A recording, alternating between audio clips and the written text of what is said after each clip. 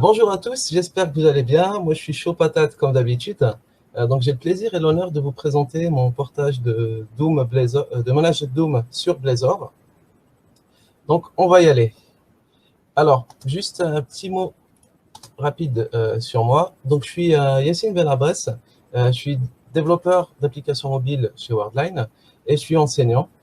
Voilà, vous pouvez me trouver un peu partout sur les réseaux sociaux. Donc, enchanté et allons-y pour l'agenda. Donc, je vais d'abord faire un petit contexte sur Doom et Blazor.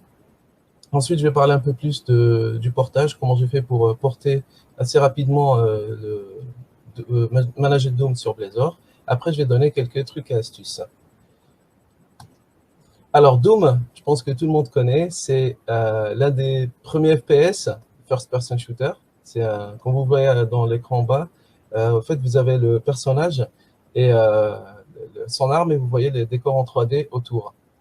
Donc, il a été sorti en 93 et c'est une franchise qui existe encore, hein, qui sort encore des jeux. Là, vous voyez que j'ai la version, des versions récentes. Il y a même une version en VR qui est sortie. Bien sûr, c'est dispo sur toutes les consoles actuelles, hein. Mais là, je vais me focaliser sur la version 93. En fait, le Doom qui est sorti en 93, c'est, vous voyez la capture d'écran en bas, en fait, c'est un moteur.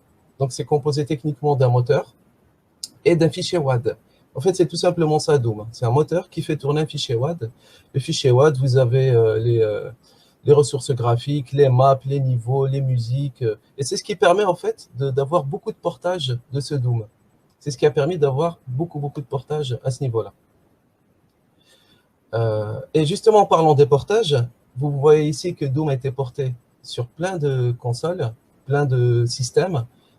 Et j'ai ici justement en parlant de collection, quelques ports de Doom. Donc là, j'ai la version Super NES. C'est l'un des rares jeux à utiliser la 3DFX en plus. La version, je vais faire dans l'ordre chronologique, la version Nintendo 64, qui a un port assez particulier, hein. C'est un jeu à part, on va dire. Et la version Game Boy Advance. Donc pour jouer avec votre console portable. Il y a aussi des ports assez marrants, comme vous pouvez le voir ici, sur des distributeurs de billets, des montres, des pianos. Donc vous pouvez jouer à Doom partout, hein. Si vous voulez jouer à Doom, vous pouvez trouver un moyen d'y jouer pas loin de chez vous, on va dire.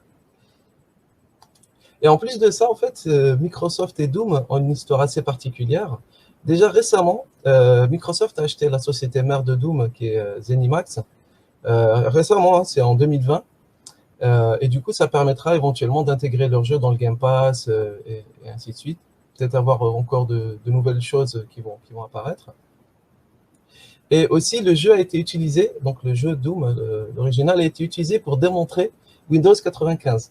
Et même Bill Gates a participé à l'événement, comme vous pouvez le voir ici. Donc là, on a une petite vidéo qui a été tournée à l'occasion. Vous voyez Bill Gates qui joue le personnage de Doom, enfin dans Doom, mais en face, quoi. Voilà, c'est assez particulier. Donc, il y a vraiment une histoire intéressante entre les deux jeux, Microsoft et Doom, depuis la sortie de Doom. Alors, maintenant, je vais parler de Blazor. Donc, Blazor, c'est un framework pour faire des applications frontales, des web apps. Donc, ça fait partie du .NET. Ça fait partie de .NET. Donc, la façon d'utiliser Blazor, c'est similaire à ce que vous avez l'habitude de faire avec Angular, Vue, React et autres. C'est-à-dire que on a une web app avec du HTML et du code dynamique. Donc là, en l'occurrence, c'est du C#, mais avec les autres frameworks, c'est avec du JavaScript. Donc, ce qui rend Blazor particulier, c'est que on utilise du C# et du .NET pour la partie dynamisme côté client au lieu de JavaScript. Alors, j'ai dit côté client, mais en fait, la particularité aussi de Blazor, c'est qu'il peut tourner en deux modes. C'est-à-dire qu'il peut exécuter le .NET, le code dynamique, sur le serveur, et du coup, avec des WebSockets, c'est une techno qui ressemble à WebSocket, ça permet de communiquer, du coup, les données entre le client et le serveur. Mais sinon, il y a vraiment la partie full, complète client, avec Blazor Wasm. Wasm, c'est pour WebAssembly, qui permet, du coup, d'exécuter toute l'application sur le poste du client, sur le navigateur du client. Et ça, c'est grâce à une technologie qu'on appelle le WebAssembly. En fait, c'est une nouvelle façon d'exécuter du code sur navigateur qui est complémentaire à JavaScript et qui permet de faire tourner du code super vite, des performances quasi proches du code machine. Et du coup, en fait, il y a une version du .NET qui va tourner sur le navigateur. Vous aurez vraiment une version du .NET qui va tourner sur votre navigateur. Donc, c'est du .NET standard. Et vous aurez accès à toute l'API .NET directement dans le navigateur. Et ça permet du coup de faire tourner votre application sur navigateur. Voici un exemple de composants. Donc, ce sont des composants Razor qu'on utilise dans Blazor. Et vous voyez que c'est assez, comme j'ai dit, assez similaire aux autres frameworks front. Vous avez une partie template où vous spécifiez votre HTML. Et ensuite, vous avez une partie en C# qui est exécutée par le navigateur quand vous êtes en Blazor Wasm. Et en fait, pour ma part, par rapport au portage, je ne vais pas vraiment faire une web app avec des composants réutilisables. Je vais vraiment utiliser en fait une spécificité du coup de Blazor Wasm, c'est que le fait d'avoir un composant Razor et du C# ici, en fait, c'est une porte d'entrée. Je m'en sers. En fait, il n'y aura qu'un seul composant dans le port. C'est juste un composant qui va me servir de porte d'entrée vers le C#. C'est-à-dire que le composant Razor que j'ai utilisé pour le portage, il va juste me servir à exécuter du C# dans le navigateur.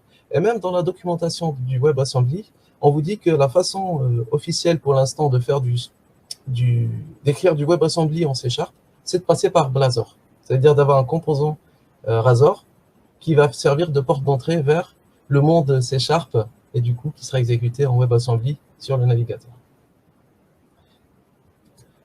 Voilà, donc on a parlé des deux, de Doom et de Blazor. Là, je vais rapidement parler de Managed Doom. En fait, c'est mon point de départ pour le portage. Du coup, c'est mon point de départ. Donc, c'est le port C# de Linux Doom. Et en fait, la spécificité, c'est que ça utilise SFML. Donc, c'est une librairie assez connue pour faire du multimédia, des jeux. Donc, ça fournit une API et des routines pour faire tout ça.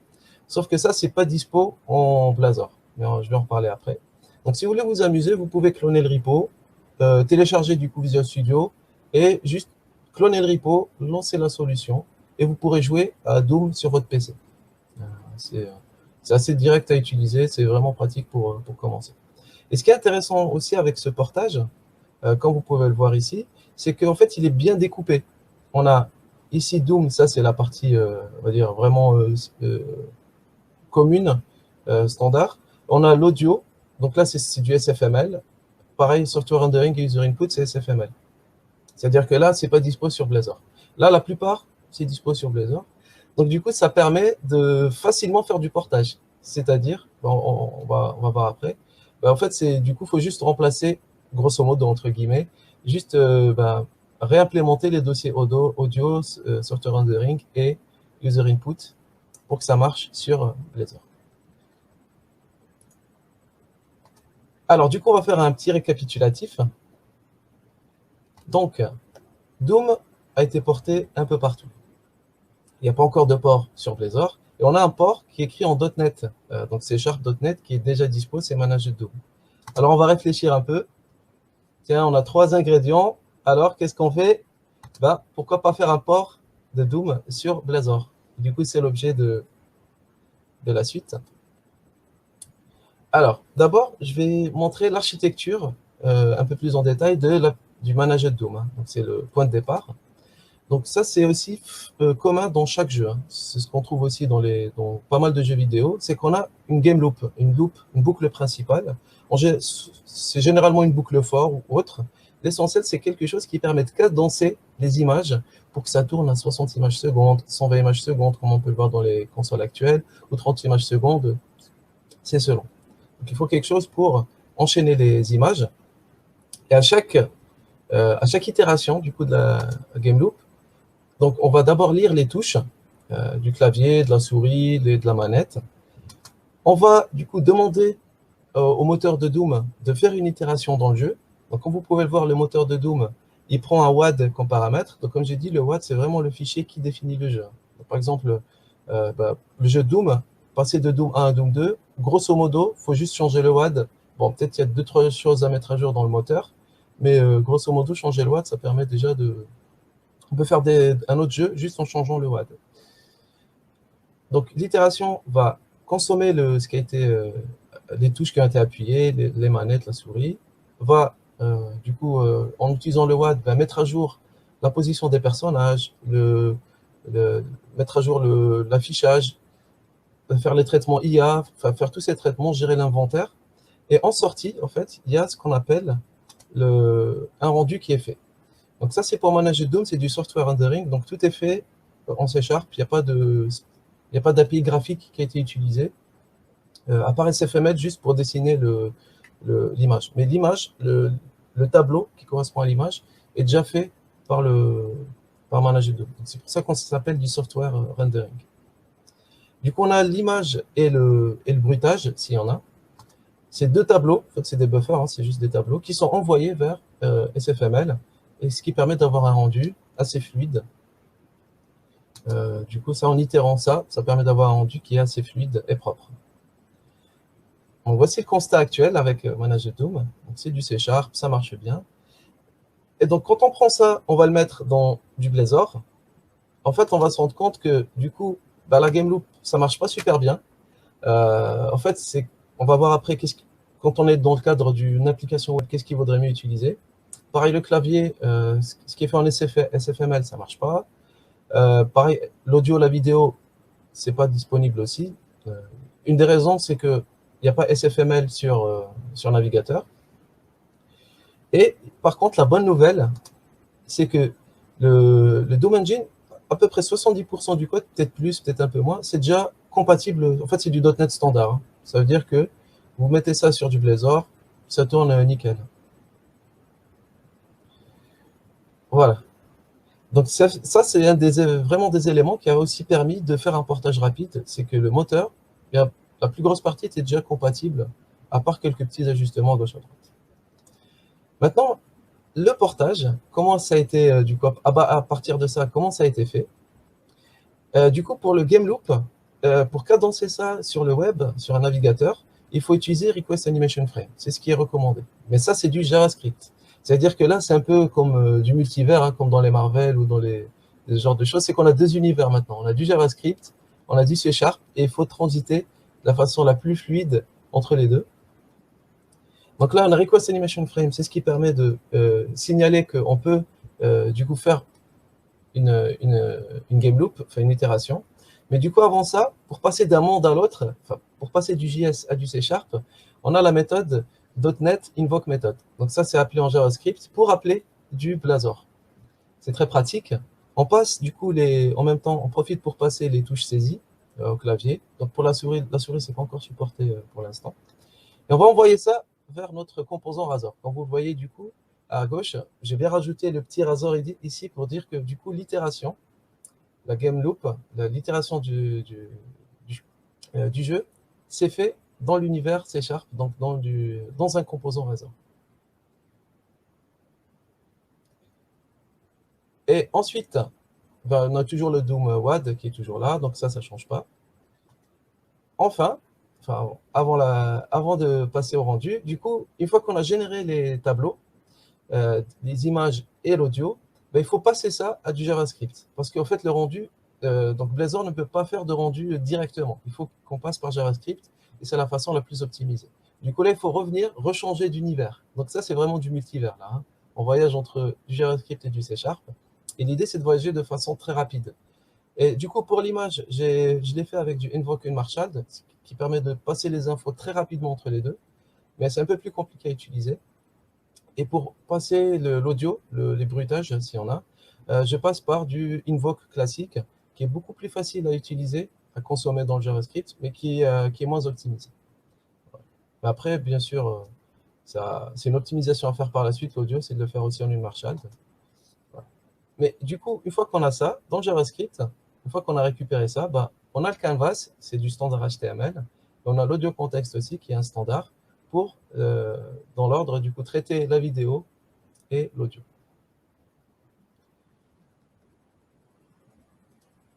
Et du coup, il y a et ça itère. Donc là, une fois qu'on a traité la vidéo et l'audio, ben, on va signaler qu'on a fini de traiter notre frame et qui permet au prochain request animation frame de passer à la suite. Donc voici un peu l'archi du jeu. Et du coup, je vais vous montrer maintenant comment je fais pour rapidement itérer, pour avoir quelque chose qui fonctionne assez vite. Donc, première chose que j'ai fait, c'est que j'ai pris le code source de Manage Doom et je l'ai collé comme ça, comme un bourrin dans le projet Blazor. Et j'ai fait en sorte que ça compile sans erreur. Donc, j'ai enlevé SFML et j'ai fait en sorte que ça compile sans erreur. Et il faut juste faire attention, il vaut mieux faire ça au fur et à mesure, c'est de remplacer chaque méthode. En fait, il faut juste vider les méthodes où il y a des appels SFML et remplacer par mettre des to-do. Comme ça, on peut s'y retrouver après.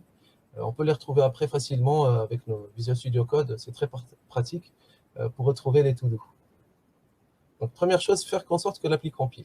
Grosso modo, si on enlève les appels SFML. Ensuite, on réimplémente les appels supprimés SFML petit à petit en priorisant le rendu de l'image. Parce que faut d'abord avoir, enfin, psychologiquement, ça aide d'avoir au moins une image avant le son, les touches et tout. Donc, prioriser ça. Donc, j'aurai pas le temps de parler comment le rendu d'image fonctionne et tout, mais peut-être lors d'une autre présentation, à un autre moment, je pourrais rentrer dans les détails. Et bien sûr, bon, c'est pas propre, mais on va prioriser un code non optimisé et rapide. Donc, utiliser des variables statiques, des valeurs en dur, ou c'est moche, mais bon. C'est pour commencer, bien sûr, après, euh, on va optimiser tout ça. Et un truc aussi important, ne passez pas beaucoup de temps. J'ai pas passé beaucoup de temps à lire le wiki de Doom ou la documentation technique de Doom, de SFML. Je dis pas que c'est une perte de temps, mais par rapport pour porter facilement, pour moi, c'est pas nécessaire de tout lire et de tout savoir. Moi, perso, actuellement, je sais pas ce qu'il y a exactement dans un WAD. Comment c'est ordonné. Pareil, le moteur de Doom, comment il fonctionne dans le détail, je sais pas. J'ai quelques informations, quelques notions que j'ai appris au fur et à mesure, mais vraiment se concentrer sur faire un truc qui fonctionne et lire uniquement quand on est bloqué. Et bien sûr, après, par la suite, ben, si on est curieux et tout, on peut aller se documenter davantage, il y a pas de problème. Et du coup, grâce à ça, grâce à cette technique, en projet annexe, donc le soir, le week-end et tout, ça m'a pris à peu près 2 semaines pour porter ça. Et pour avoir un truc fonctionnel, peut-être un peu plus, peut-être un peu moins, mais grosso modo, c'est 2 semaines de travail annexe. Alors du coup, voici un récapitulatif des étapes que j'ai suivies. Donc là, c'est vraiment chronologique cette fois, hein. Et voici ce qui a été fait pour l'instant. Donc vous voyez qu'il y a encore beaucoup de choses à faire. Mais on a déjà un jeu qui tourne, les touches qui sont reconnues et les bruitages. Donc il manque l'audio, il manque la souris, enfin optimiser l'audio, il manque la musique, mais bon, ça va venir. Et il y a aussi le fait que c'est pas encore compatible avec d'autres formats de WAD et d'autres, parce qu'en fait il y a des gens qui s'amusent à modder le jeu, à sortir des WAD compatibles, mais du coup là j'ai pas pu fonctionner d'autres WAD que le Doom 1 et le Doom Shareware, mais ça fait partie des choses qu'on peut rajouter par la suite. Et du coup, qu'est-ce que j'ai appris durant ce portage-là, avant de passer à la démo? C'est que pour l'instant, donc Blazor fonctionne super bien. Du coup, là, en fait, faire du WebAssembly, faire des traitements de jeu en Blazor, ça fonctionne super bien, dans le sens où ben, il suffit juste de reprendre du code existant. Par contre, c'est assez lent. J'ai remarqué que c'est lent, même au niveau du framerate. Le Blazor Dome et le Manager Dome, c'est vrai que c'est un peu à la traîne. Mais bon, on espère qu'il y aura des optimisations par la suite. Et notamment les array.copy sur des grands tableaux, c'est très très lent. Les invoke, il faut utiliser des invoke Marshall pour passer du C# à du JS. C'est super rapide, alors que l'invoke tout court, c'est très très lent. Il faut éviter de faire des loggings depuis Blazor. Donc, comme c'était galère de débugger sur Blazor au début, donc je faisais des loggings des console.writeline. Et ça, pareil, ça fait du passage entre C# et JavaScript. Donc, il ne faut pas en faire trop. Parce que même si c'est du log, ça paraît innocent, mais attention.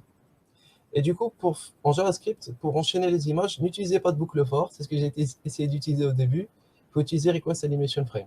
C'est vraiment la meilleure solution. En fait, ça vous permet de cadencer le rythme des images avec des intervalles très précis. Ben voilà, je pense qu'on peut passer à la démo. Alors, je vais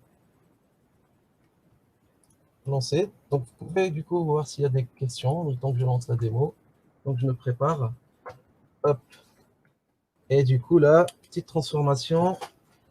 Allez, on va tuer du monstre sur Doom. Hop.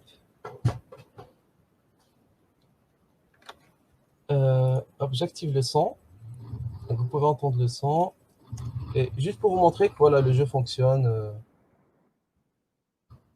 sur GitHub, vous pouvez lancer directement depuis le repo GitHub. Ça marche aussi sur mobile où il y a du WebAssembly. Voilà. Donc on a du Doom, donc je vais arrêter de tirer comme un taré. Et voilà, ça c'est la démo de Doom Blazor. Voilà, merci pour votre attention et j'espère que vous avez appris des choses, que vous êtes amusés autant que je l'ai fait pour préparer ce portage et la présentation. Merci beaucoup.